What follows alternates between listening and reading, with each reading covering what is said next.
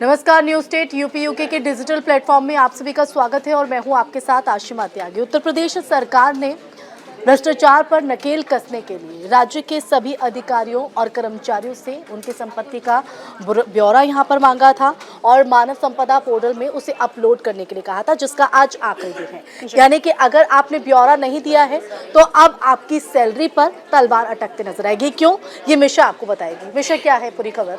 देखिए, योगी सरकार ने एक अहम फैसला लिया है कि जितने भी प्रदेश में सरकारी कर्मचारी हैं उन्हें अपनी संपत्ति का ब्यौरा देना है। और इसके पीछे की जो बड़ी वजह है वो करप्शन मानी जा रही है, क्योंकि हमने कई बार देखा है कि कुछ कर्मचारियों की जो सैलरी होती है वो कम होती है, लेकिन उनकी जो प्रॉपर्टी होती है वो बहुत ज़्यादा होती है और उस प्रॉपर्टी का वो ब्यौरा नहीं देते हैं। सरकार के पास उनकी पूरी लिस्ट नहीं होती है, जिस वजह से कई बार हमने देखा है कि ये करप्शन का मामला एक के बाद एक सामने आता है। तो यही वजह है कि योगी सरकार ने एक कड़ा फैसला लिया है और उन्होंने ये साफ कह दिया है, स्पेशली प्रशासन को ये साफ कह दिया है कि जितने भी प्रदेश में सरकारी कर्मचारी है उन्हें अपनी संपत्ति का ब्यौरा देना होगा। मैं बता दूं कि 60,000 कर्मचारी अभी तक ऐसे हैं, लिस्ट सामने आई है, जिन्होंने अभी तक अपनी जो संपत्ति है उनका ब्यौरा नहीं दिया है। तो मैं उन लोगों को ये बता दूं कि जिन लोगों ने अभी तक नहीं दिया उनकी वेतन रुक जाएगी।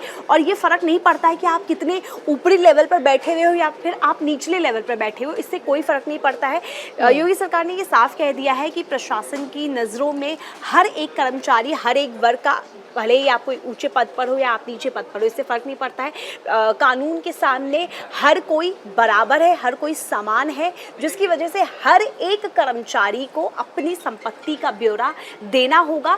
अभी तक 60,000 लोगों ने नहीं दिया है, जिनके लिए आने वाले वक्त में मुसीबत बढ़ सकती है, क्योंकि आज 30 सितंबर है और हर सरकारी ऑर्गेनाइजेशन में पहली तारीख को सैलरी आती है। तो मैं आपको कह सकती हूँ कि शायद ये आज आखिरी मौका हो सकता है जब आपको अपनी संपत्ति का ब्यौरा देना है। तो अगर आज आखिरी दिन हम कह रहे हैं तो अभी कितना टाइम और बचा है? क्योंकि जिन लोगों के पास जानकारी नहीं, क्योंकि कई बार ये भी चीजें सामने आई हैं कि कुछ अपलोड नहीं कर पाए हैं या अपलोड कर रहे हैं तो वो डेटा यहाँ पर नहीं दिखाई पड़ रहा है। हालांकि इसको लेकर भी कहा गया है कि एक आपके पास एक माध्यम है, आप उनके पास जाइए, उस परेशानी को यहाँ पर बताइए। लेकिन अभी कितना और समय बचा है, क्योंकि आज आखिरी दिन तो है। ये तो देखिए, ये कहा गया है प्रशासन की तरफ से कि एक पूरा पोर्टल तैयार किया गया है, जहां पर अगर आपको किसी तरह की दिक्कत आ रही है तो आप अपने आसपास के जो इंटरनेट कैफ़े हैं आप वहां पर जाकर लोगों की मदद ले सकते हैं। क्योंकि बहुत लोग होते हैं जिनको टेक्निकलिटी के बारे में नहीं पता होता है, कंप्यूटर्स के बारे में नहीं पता होता है, क्योंकि आपको अपने जो इन्फॉर्मेशन है वो अपलोड करना होता है। तो इसकी मदद आप एक इंटरनेट कैफ़े से ले सकते हैं या फिर एक सरकारी पोर्टल बनाया गया है, आप वहाँ पर जाकर लोगों की मदद से आप अपनी संपत्ति का जो पूरा फुल कैलकुलेशन है आप वो दे सकते हैं। और मैं आपको बता दूं कि शायद आज आखिरी दिन हो सकता है, क्योंकि पहली तारीख को सैलरी आती है और अगर आपने अभी तक अपडेट नहीं किया है तो आपकी सैलरी रुक जाएगी। तो देखिए, एक बहुत बड़ी जानकारी है और उत्तर प्रदेश सरकार की तरफ से ये बड़ा फैसला इसीलिए लिया है क्योंकि ये जो करप्शन लगातार सामने आ रहा था, जिस तरह से अपनी संपत्ति को छुपाया जा रहा था, उसको उस आड़ में आकर कहीं ना कहीं अब ये बड़ा फैसला योगी सरकार का है। अब ऐसे में जिन लोगों ने नहीं भरा है, जैसे कि मिशा ने एक आंकड़ा भी रखा है कि 60,000 ऐसे अभी भी अधिकारी और कर्मचारी हैं जिनकी तरफ से ये ब्यौरा यहाँ पर नहीं दिया गया है और उसकी वजह से अब कहीं ना कहीं उनकी सैलरी पर ये जो कटौती है वो तो यहाँ पर देखने को मिलेगी और तलवार भी अटकी हुई है। तो अगर आपके पास अभी भी मौका है, अगर आप जा सकते हैं पोर्टल पर जाकर अपना ब्यौरा सबमिट करा सकते हैं। थोड़ी बहुत अगर ऊपर नीचे होता है तो शायद बिल्कुल। मैं आपको एक और इन्फॉर्मेशन जोड़ देती हूँ। इसमें कहा गया है कि सरकारी विभागों के साथ निकायों, निगमों और कॉरपोरेशन के कर्मचारियों को भी विवरण देना होगा। तो ये काफी ज्यादा महत्वपूर्ण हो जाता है। इन विभाग में जो लोग काम करते हैं, यहाँ पर बताया है कि 30 सितंबर तक विवरण न देने वाले कर्मचारियों का वेतन रुक जाएगा। तो 30 सितंबर यानी कि आज है, आज का ही दिन आपके पास बचा हुआ है। तो जिन लोगों ने अपनी संपत्ति का ब्यौरा नहीं दिया है वो आज के आज अपने जितने भी जो इन्फॉर्मेशंस है, जो आपके बचे हुए जो काम है वो आप इसको निपटा ले, वरना कल से आप लोगों के लिए मुसीबत खड़ी हो सकती है अगर आपने विवरण नहीं दिया है तो देखिए, यूपी में लाखों सरकारी कर्मचारियों की सैलरी पर तलवार लटकी हुई है। आज हम इसी बारे में चर्चा कर रहे हैं।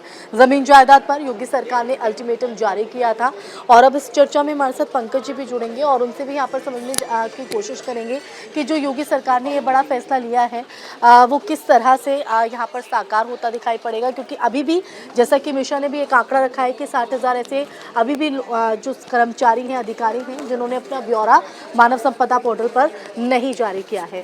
तो एक तरफ भ्रष्टाचार पर नकेल है, दूसरी तरफ अभी भी कई ऐसे कर्मचारी, जैसे कि मैं बात कर रही हूँ, तो क्या लगता है आपको कि उस नकेल कस पाएंगी और क्या अब तलवार अटकते हुए ऐसे लोगों पर जिन्होंने ब्यौरा नहीं दिया? निश्चित रूप से अभी मैं खबर देख रहा था तो उसमें उत्तर प्रदेश पावर कॉरपोरेशन में 7572 लोग हैं, मतलब 7572 लोग हैं जिन्होंने कि अपना ये संविदा वाला जो पोर्टल है उस पर अपने चल अचल संपत्ति का ब्यौरा नहीं दिया था, तो इन लोगों की सैलरी रोक दी गई है।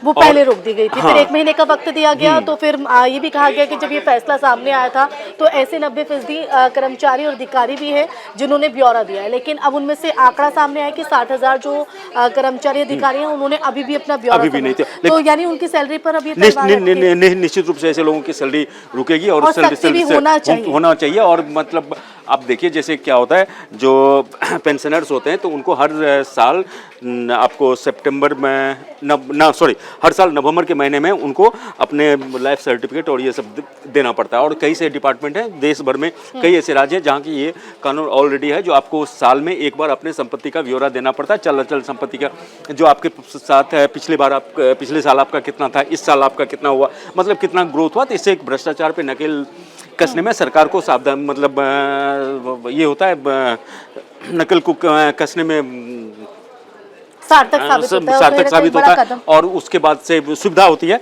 और उसके बाद से आप ये देखिए जो इनकम टैक्स डिपार्टमेंट भी उस आंकड़े से मिलान करती है, तो आप एक साल में आपने कितनी आय हुई और कितना आपका उसमें बढ़ोतरी हुआ, तो इसमें सरकार को ये होता है। तो एक भ्रष्टाचार पे नकेल कसने के लिए कि बहुत ही अच्छा कदम है। और अब तो देखिए सब ऑनलाइन है, तो ऑनलाइन करने में ज्यादा दिक्कत होनी चाहिए। अगर आपके मुंह में आपके दाल में कुछ काला है तो फिर आप इस तरह का काम करते हैं। जो अभी तक जिन्होंने ब्यौरा सबमिट नहीं किया है, जिन्होंने अपनी जानकारी अभी तक नहीं दी है, तो क्या माना जाए कि उन वाकई कोई दाल में काला उनकी वजह से क्या वजह माने? उसमें जो है ऐसे हम ओवर ये नहीं करते, कई बार कई रीजंस होते हैं, कोई आउट ऑफ स्टेशन है, कोई बाहर है, कोई छुट्टी पे है, जिन्होंने ब्यौरा भी सबमिट कराया तो वो शो नहीं हो रहा है उस पोर्टल में भी कुछ दिक्कतें आ रही है, दिक्कत है, तो क्या फिर उनके लिए क्या मतलब? देखिए उसमें तो अगर आप पाक साफ हैं और आपका इस तरह से नहीं है और आप इंटेंशनली अगर आप अपना नहीं आप पेश कर पा रहे हैं तो फिर तो दिक्कत है। लेकिन कई बार कई आपको रीजन्स होते हैं जो आप उसके कारण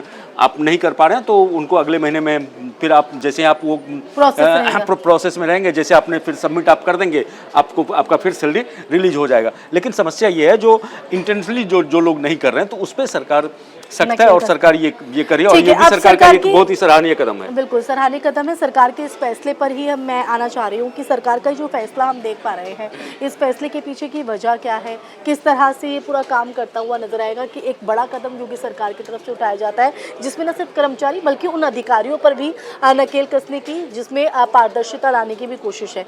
तो हम जरा इस फैसले को भी जरा समझना चाहेंगे आपके नजरिए से। देखिए है क्या, जो एक फाइनेंशियल ईयर शुरू होता है 1 अप्रैल से आपका अगले साल 31 मार्च तक, तो इस दौरान आपको सरकार कहती है जो आपकी जो आय है, इनकम है और आपकी अस्थायी संपत्ति क्या है, चल अचल संपत्ति आप क्या है, आप एक सालाना एक ब्यौरा एक आप दीजिए। उसमें से आपके खाते में आपको मान लीजिए 5 खाते हैं तो 5 खाते में कितना रकम है, आपके पास अगर ज़मीन है तो ज़मीन कितना है, आपके पास अगर घर है तो घर कितना, अगर आप सोने जवाहरात हैं तो वो आपको क्या है, मतलब एक ओवरऑल सरकार को एक आपको एक खाका देना पड़ता है, एक शपथ पत्र के तौर पे होता है जो सरकार को देना पड़ता है। उस शपथ पत्र के आधार पे सरकार देखती है, मिलान करती है, या इनकम टैक्स डिपार्टमेंट उससे मिलान करता है।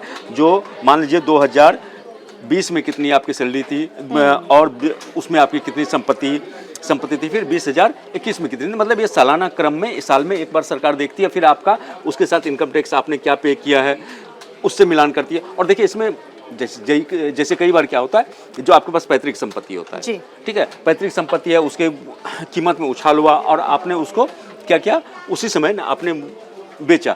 तो आप जब उसको कितने में आपने बेचा, क्या फायदा हुआ? कि उससे जो आपका आया, तो उसमें मिलान करके ऐसा, मतलब ऐसी बात नहीं है जो मतलब सरकार एकदम नकेल मतलब ये करके जो मतलब आपका जो रियल इनकम है उस पर भी सरकार की नज़र है, ऐसा नहीं होता।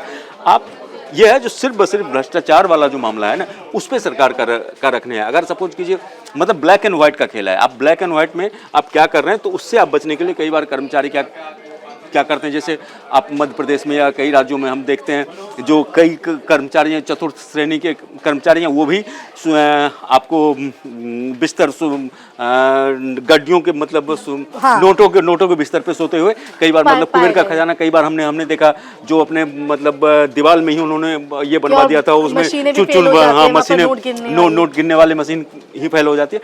तो इन चीज़ों को पे नकेल करने के लिए, भ्रष्टाचार पे लगाम लगाने के लिए, एक पारदर्शिता लाने के लिए किया है। और इसमें बहुत ही इजी प्रोसेस पे आप एक शपथ पत्र लेते और देखिए, हैं और इसमें उसका कहीं जो ना वेबसाइट है आप उस पर अपलोड करते हैं, या फिर आपका सीए के साथ जो आपका होता है तो सीए से आप बनवा के उसको दे देते हैं। तो देखिए, भ्रष्टाचार पर नकेल कसने के लिए, भ्रष्टाचार को रोकने के लिए एक तरह से एक बड़ा कदम योगी सरकार का था, और यही वजह है कि 1 महीने का और वक्त यहाँ पर दिया गया था। लेकिन अभी भी 1 महीने का वक्त होने के बावजूद जो है यहाँ पर कई ऐसे अधिकारी कर्मचारी हैं जिन्होंने अपना ब्यौरा सबमिट नहीं किया है। तो यानी आप समझ जाइए कि अगर आपने ब्यौरा नहीं दिया है तो आपकी सैलरी अटक सकती है। तो अभी भी आपके पास मौका है, जल्दी से जाइए और अपना ब्यौरा सबमिट कराइए और अपनी सैलरी आप अपने वक्त पर पाइए, और इसमें सरकार के लिए भी आप योगदान दीजिए। इसी के साथ इस टॉपिक पर यहीं विराम लगाएंगे, फिर हाजिर होंगे एक नए विषय के साथ। नमस्कार। न्यूज नेशन अब व्हाट्सएप पर खबरों के ताजा अपडेट के लिए न्यूज नेशन के इस क्यूआर कोड को स्कैन करें